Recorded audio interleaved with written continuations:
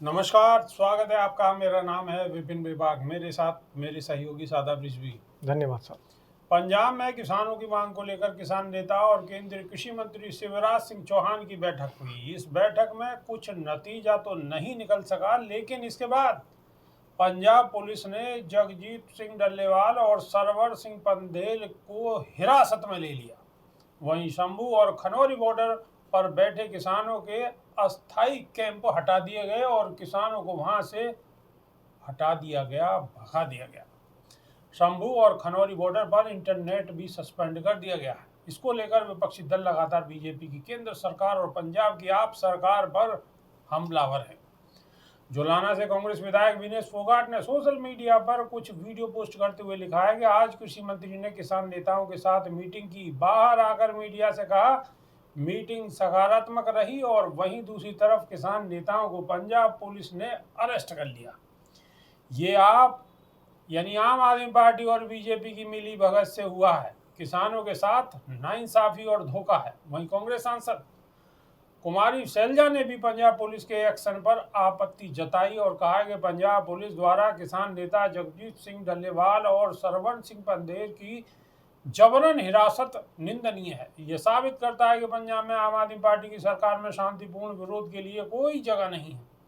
आप सरकार किसानों की आवाज दबा रही है, लेकिन देश किसान भाइयों के साथ खड़ा है। इसके अलावा ऑल इंडिया किसान कांग्रेस के अध्यक्ष बजरंग पूनिया ने भी नाराजगी जताते हुए कहा है कि सरकार किसानों से बातचीत के नाम पर खाली दिखावा कर रही थी।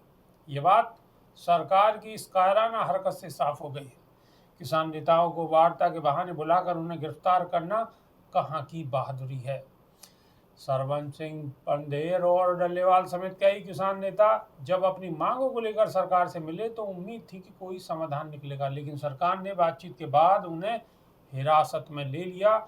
ये किसानों के साथ विश्वासघात नहीं है तो क्या है सादाब रिजवी? इसे तो विश्वासघात ही कहेंगे कि एक तरफ बात चल रही है और पीछे के रास्ते से किसान नेताओं को गिरफ्तार कर लिया जाता है और उनके जितने टेंट तंबू लगे हुए थे उन पर बुलडोजर चला दिया जाता है।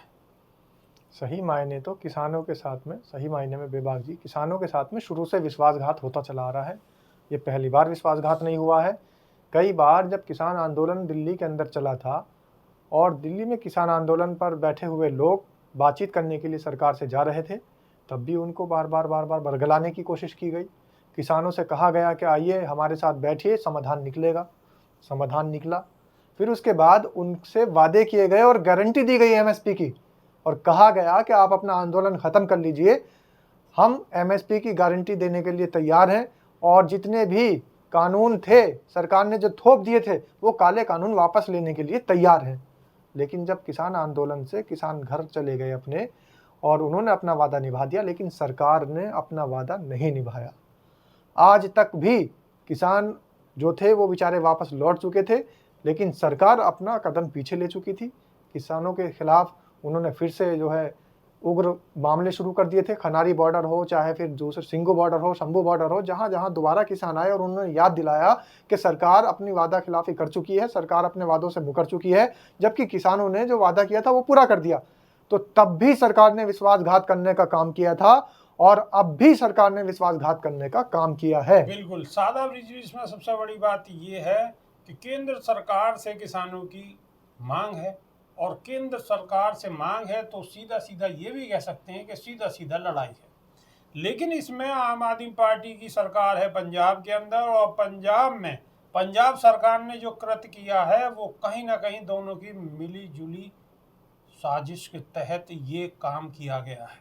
और अब आने वाले समय में पंजाब के अंदर और देश के अंदर आम आदमी पार्टी की साख को बट्टा लगा है, और इस बट्टे का उन्हें नुकसान उठाना पड़ेगा। सादाब रिजवी, देखिए, मुखौटा पहनकर कोई भी व्यक्ति ज़्यादा दिन तक नहीं रह सकता।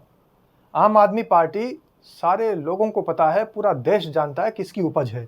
अन्ना हजारे जब वहाँ पर प्लांट किए गए थे तो वो किसके व्यक्ति थे, किसके इशारे पर पहुँचे थे रामलीला मैदान, और जहाँ से ये पार्टी जन्मी है वहाँ से ये किसकी उपज है।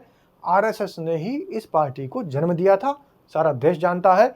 लेकिन मुखौटा ज़्यादा दिन नहीं चलता। मुखौटा जैसे ही सरकार उतरी, मुखौटा उतर चुका है और फिर से अरविंद केजरीवाल वहीं चले गए हैं जहां उनको जाना चाहिए था, जिन्होंने उनको बनाया था, जिन्होंने उनको बैठाया था।